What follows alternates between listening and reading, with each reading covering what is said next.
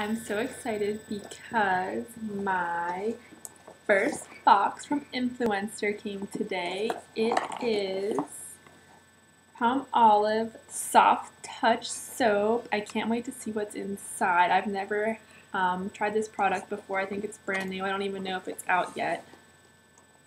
Let's see what's inside. Looks like there's 2 bottles. This one is Palmolive Soft Touch Vitamin E.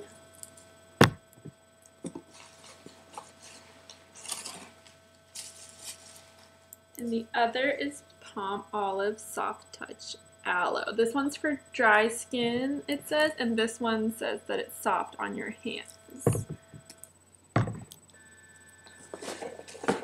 And then also in the box,